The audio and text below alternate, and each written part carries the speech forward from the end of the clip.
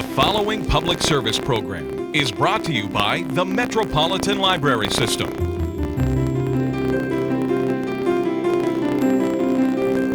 And now, Read About It with your host, B.J. Williams. We have a great show for you today. Ann Bonney from the Center for the Book at the Library of Congress will be with us. But first, Dorothy Cady, who is president of the Oklahoma Writers Federation Incorporated, is here. And you're having a big conference coming up, aren't you? Yes, we are. Our 38th annual Writers Conference. That is incredibly impressive because this is a volunteer organization. There are no paid people actually doing the work. You and your executive committee are the ones who put this conference on. That's true, we do. It takes a lot of hours, a lot of volunteers. We have between 100 and 150 volunteers that help us with everything imaginable with getting this conference together and making it the best possible every year. Now, it is in early May. Yes, May 5th and 6th. And it's at the Embassy Suites Hotel, isn't it? Correct, on Meridian. Okay. Now, who would be interested in going to the Oklahoma Writers Federation Conference? Absolutely anybody who has any interest in writing at all. We have a wide range of attendees, from the spouses of current published writers to individuals who just want to write their family memoirs, who are interested in just learning a little bit more about whether or not writing is for them. Okay, so anybody then. Now they need to go to the website. Yes. It's owfi.org. Correct.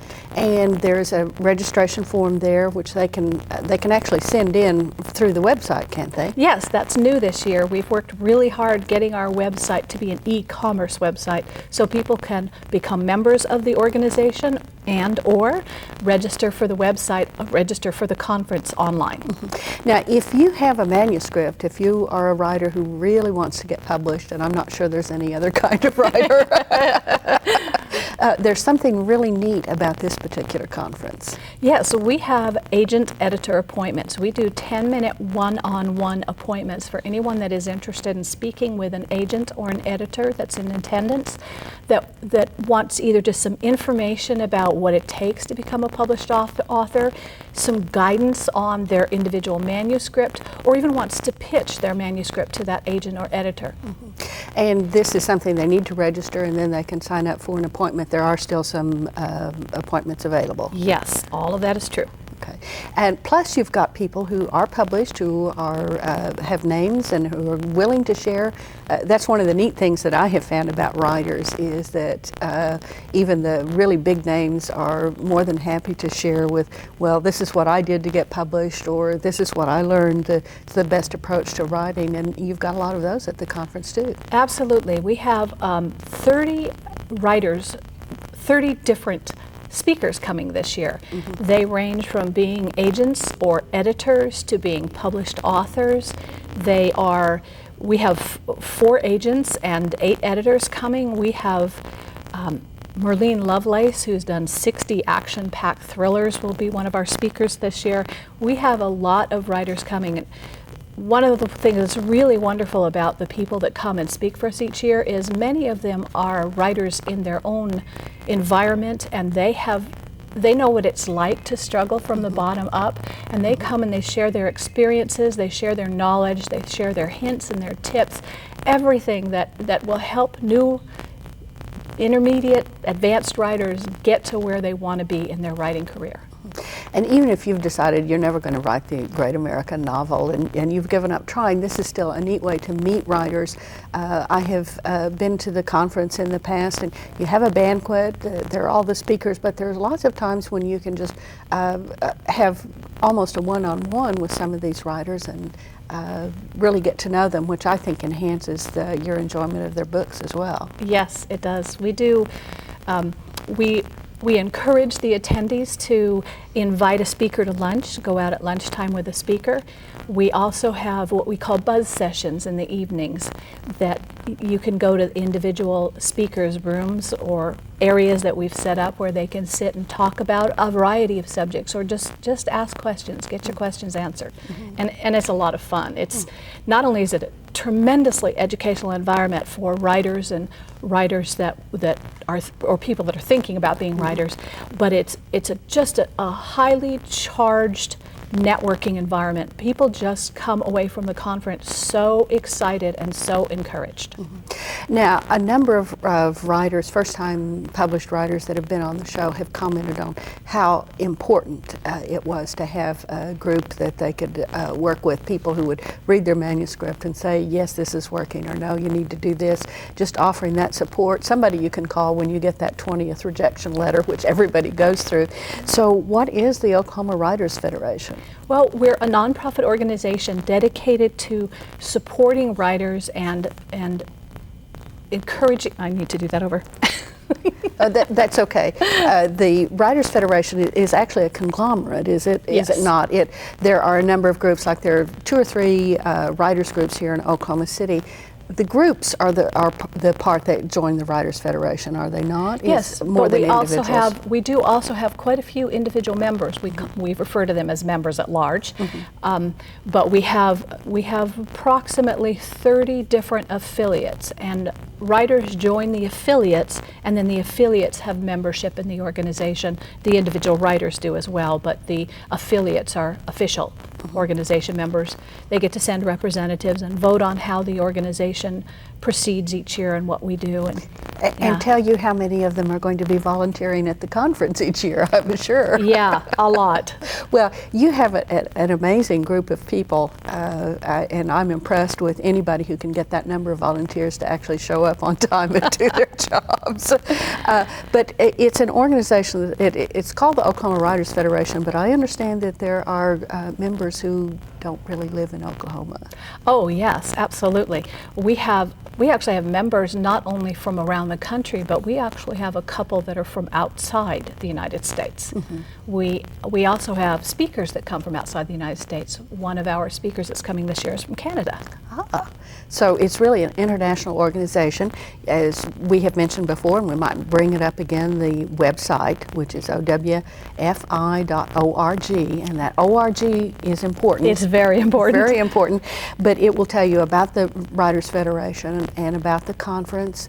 Again, the conference is May 5th and 6th. It's Friday and Saturday. And you can go to the website, get all the information you need, and sign up there. Now, there is space at the website, again, if you have a manuscript. You can make an appointment or apply for an appointment via the website as well. Yes, there's instructions about how to do that on the website. The actual appointment you do via email. Okay, and if you're interested in becoming a member or finding an affiliate close to home that you can bring your manuscript and your tales of woe. I'm sorry, but given the state of the publishing industry these days, there's lots of tales of woe. We're actually helping with that too this year at the conference. We have several online publishers coming that'll be available as speakers and for individuals to talk to. And that's a really growing aspect of publishing that I think is sort of not seen at this point. It's something that most of us are not aware of, but it is a new place for authors to get published. You're right. It's really one of those things that it's a great idea. It starts out kind of slow, but I really see it going full bore in the near future. There are so many writers out there that have wonderful things that they have written, and they need a voice for it. There just aren't enough publishing houses with enough dollars to put into absolutely every writer out there. But online, it's much less expensive to produce, and therefore they can take bigger chances on writers whose names they haven't heard of before. Right. Well, I want to thank you so much for being with us today. Thank you, BJ. It was wonderful. I appreciate it. My guest has been Dorothy Cady. She's been telling us about the OWFI conference May 5th and 6th. Coming up next, I had an opportunity to talk with Janet Brooks from our Material Selection Department. She wants to share with you an award-winning book.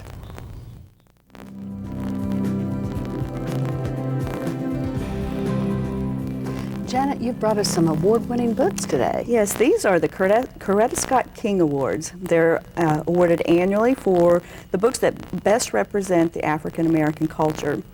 And the first one that we have is the Illustrator Award called Rosa. It was written by Nikki Giovanni and illustrated by Brian Collier. It's basically the story of Rosa Parks and her protest about riding in the back of the bus.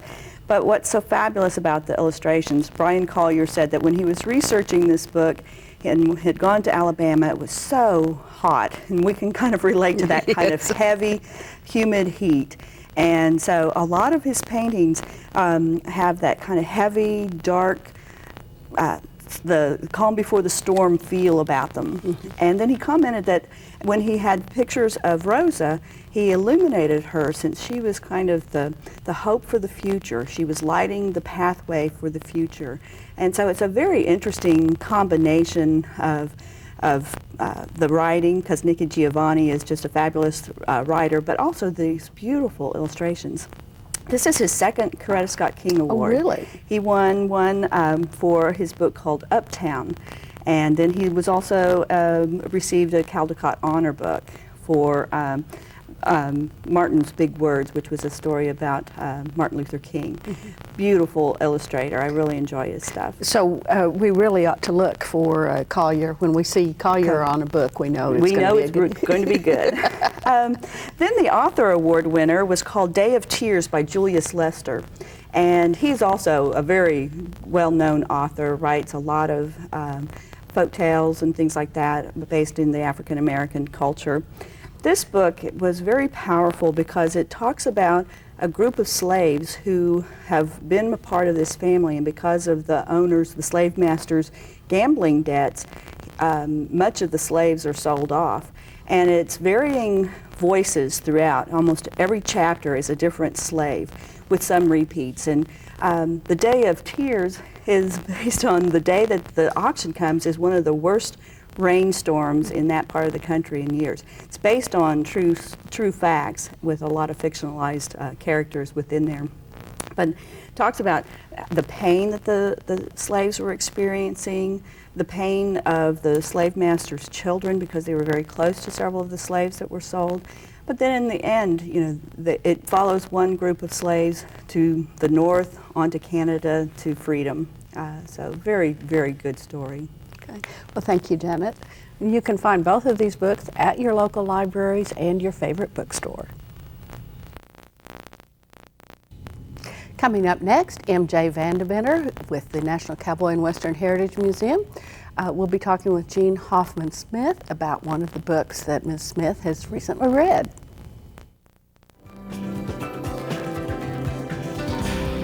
Jean, welcome back to Read About It. Thank you, MJ. I'm glad to be here. You're going to talk about a book titled Exuberance, and that's a word that we don't hear too often. We really don't. You know, we'll use the word enthusiasm a lot, and energy, and optimism, and things like that. But exuberance, I think, it's one of those words that sounds like what it is. Don't they call it onomatopoeia or something? Yeah, like something that? like that. And the lady who wrote this book really has a bit of a troubled background. Yes, she does. Kay Redfield Jamison, who wrote the book, is a manic depressive, and I think that she has conquered her demons through some very good therapy and medication. She is a psychiatrist now who is one of the heads of psychiatry at Johns Hopkins, and I just think that that's very encouraging to the many people that suffer with manic depression to know that someone can, with correct treatment, be able to become such a productive citizen. And she has tamed the manicness into this exuberance, which she writes about Teddy Roosevelt and John Muir, the man with the trees in California, and then Mr. Bentley, who did pictures of all the snowflakes. He's done these thousands of snowflakes. Oh my goodness. It's a fascinating thing. So for her, it's finding something that you feel passionate about, and then following your threads of passion and getting more and more excited about it and noticing all the wonderful things.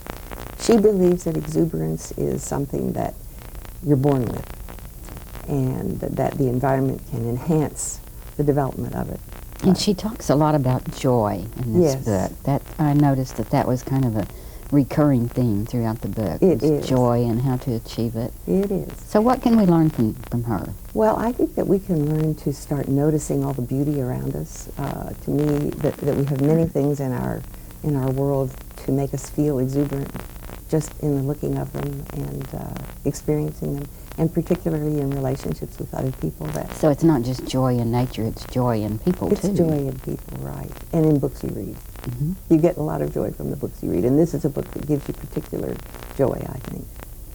And what would you suggest, what's the main thing that we can take away from this book? I just think the fact that everyone is born with the capacity for exuberance, and that it needs to be stimulated by the environment, that parents need to understand that every time they smile at their infant, that this gives a sense of joy to the child. People sometimes don't realize how much we take in from other people, so that our own joy then is infectious, sort of. So even the smallest gift can lead to exuberance. Exactly. Thank you so much for sharing this book with us. Well, I loved being here. And come again. Thanks.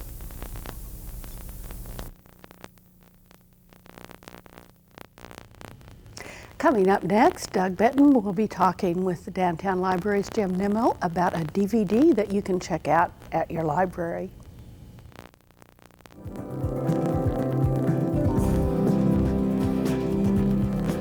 Hi everybody, I'm back with Jim Nimmo one more time, and we're going to talk some more about classical music today.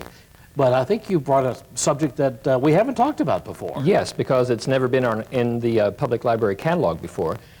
In the middle of October, the Metro Library System added DVDs to its collection, and those are available for checkout to anybody. And I brought along a classical DVD. It's the ballet The Sleeping Beauty. Oh, now that's Tchaikovsky, right? Tchaikovsky, yes. It's Okay. the ultimate romantic ballet. Yeah. It's a 3-act, 2 to 3 hour production with lots of magic, lots of dancing, lots of stage business. You know, it's based on the fairy tale of The Sleeping Beauty. I mean, it follows the line pretty closely, and it's enjoyable for anybody. When I chose this DVD, I was reminded of the statement attributed to George Balanchine, the great choreographer. He was always being complimented on the music he chose to stage his ballets to. And he said, well, if you don't like the choreography, an audience member can always close their eyes and just listen to the music. So if you don't like dancing, ballet dancing, you can close your eyes and just listen to the soundtrack. I think the ballet by Tchaikovsky that most people would be familiar with would be the Nutcracker. Yes, at Christmas time, that's a perennial all across the country. Yeah, I mean, people who don't know anything about ballet know the Nutcracker, just Right. like people who don't know opera know Carmen, whether they know they know it or not. You're right. So if they know the Nutcracker, they might want to go to something different that's not so Christmassy and try the Sleeping Beauty. Okay. Now, I've spoken with dancers before about ballet. I've never spoken with somebody whose main interest is the music. And I remember reading at one time somebody who was kind of down on ballet because he thought the music was simple, was in a sense dumbed down by composers who are capable of doing a lot more. Do you have that reaction? Do you think that's true? Not generally. It's on a case-by-case basis. There is some music that's pretty simple, like there's the music of Minkus, which was a contemporary of Tchaikovsky, and they often had shows running at the same time. His music is simple, but that's because after you listen to Tchaikovsky, I mean, it's a whole nother ballgame. Tchaikovsky really lifted the level of the musical content in his ballets. Yeah. Do you see in this one, especially since this is what we're talking about, Sleeping Beauty, that the mood of the music really does match the mood of the story at given points? Yes, absolutely. Like I said, you could close your eyes and listen to the music. You could almost follow the storyline just by listening to the music. It adheres that closely to what's going on stage. Okay. Who performs the music for this disc? Well, this is not one of the great orchestras. This is the Holland Symphonia. It sounds like a pickup orchestra to me, but they sound pretty good nonetheless. Okay, it is The Sleeping Beauty Ballet by Tchaikovsky. Thanks for bringing it in. It's on one of our new DVDs, so if you've got a DVD player, check out what we've got, okay? Thank you. We'll see you again soon. Coming up next, every year I attend the Oklahoma Book Awards, and I get to talk with some of the finalists for those book awards. Quite often the Library of Congress will send somebody to the book awards, as the Oklahoma Center for the Book is affiliated with the Library of Congress Center for the Book. This year I was able to talk with Ann Bonney about what the Center for the Book does in Washington. I think you'll enjoy what she had to say. And I think everybody knows what the Library of Congress is, or at least we think we have an idea about it, but what's the Center for the Book? Well, the Center for the Book is a small 3 to 4 person office that works on outreach programs for the mostly educational library reading promotion outreach for the Library of Congress. We've been doing this since 1977 when a former Oklahoman, Daniel J. Borston, created, well, actually he convinced certain people to pass a law creating the Library of Congress Center for the Book. And so we've been in operation since October 1977, and we do several different ways. We have several different ways of promoting books and reading in libraries. Mm-hmm. Well, and one of them is encouraging the creation of centers for the book in each of the states, which I understand we have one in each state now, don't we? We have one in each state and the District of Columbia, and they're all affiliated with the Center for the Book and the Library of Congress. They are up for renewal every 3 years. It's very kind of it's a loose organization. People they must have their own programs and have their own way of supporting themselves. And we come together once a year, which this year is May 1st, and just exchange ideas about how each organization is doing. Now they all have different emphasis. For instance, the Oklahoma Center for the Book is more on the literary and always sponsors this Oklahoma Book Awards, which is in its 17th year, I understand. And some of them are more interested in dealing with literacy, family literacy problems or things like that. Mm-hmm. So it just depends on the center. Now you have one big project that occurs every year. It's a fairly new project, but it's something that I understand takes a lot of time and effort. You're talking about the National Book Festival. Yes, I am. Right. It does take a lot of time. My boss, who was unable to be here today because he's working over in Europe with the IFLA group, which is an International Federation of Library Agencies. So he is the main person in charge of inviting authors to participate in the book festival. And we usually have 80 to 80 authors and poets and illustrators. And we have it for one day. And it's a lot of fun. It's on the National Mall, so it holds a lot of people. We had 100,000 people there last year. We have authors talking, mystery writers. We have history and bibliography. We have children's books. We have science fiction. It's quite outstanding. And we also have what we call pavilions, which are tents. And we have a pavilion of the states, which is made up of every state in the Union and the District of Columbia. And in this case, there are 4 territories involved. And people from all over come, and Glenda comes from the Center for the Book. Has come every year. This will be the 6th year. And people distribute their materials from their state in their literary heritage and things like that, and discuss it with the hundreds and thousands of people that come through the pavilion. So, and that's one thing that the Center for the Book also does. We are the ones that manage that pavilion. So we have a very, very large part in the book festival. Mm-hmm. And that's really something that I think it's worth the effort. If people are going to be vacationing in the D.C. area, they probably ought to put that date on their calendar. And did I forget to tell you the date? Yes, yes, and you did. The date is September 30th from 10 to 5 on the National Mall. We haven't gotten too far along on the authors yet, but we usually don't even announce the authors till around July, when everything is pretty well set as far as who's going to be there. Mm-hmm. So.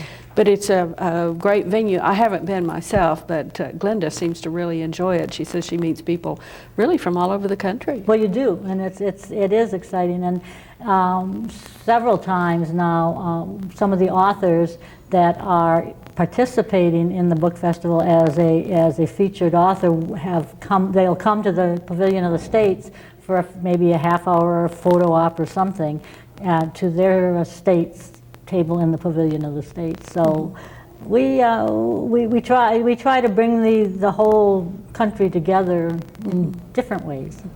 Well, a number of authors from Oklahoma have been featured in past book festivals.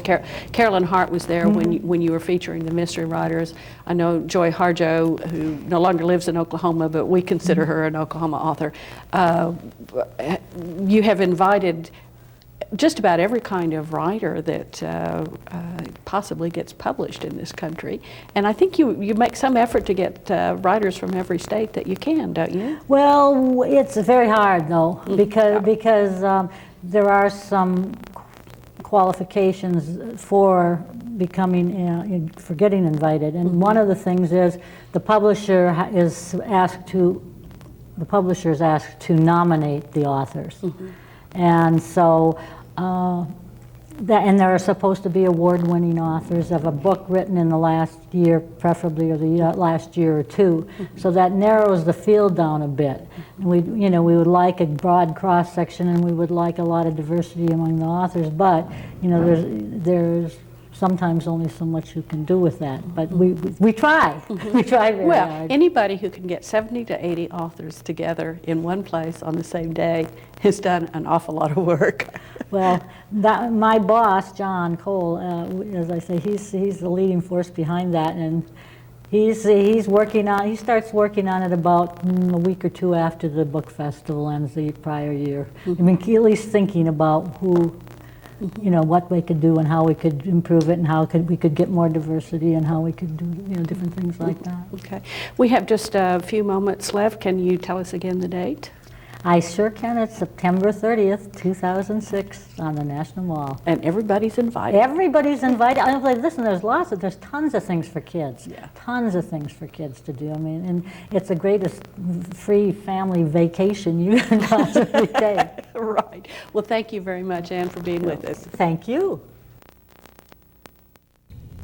Doug Benton is with me, and that means it's Writer's Almanac time, and I'm betting that you have a date for us. I have a date. April 28th, 1922 was the birthday of Alistair MacLean, a Scottish writer who was king of the bestseller lists about 30 years ago with a series of thrillers and adventure stories, many of which were made into movies, including The Guns of Navarone and Where Eagles Stare and a dozen others. He said, "I'm not a natural-born writer. I write them in 35 days just to get it over with." But you can still check out some of his books. Yes, we have several of his books still in the library. Okay, and you can find out about them when you go to our website, www.metrolibrary.org. Thanks for being with us. We'll see you again next time.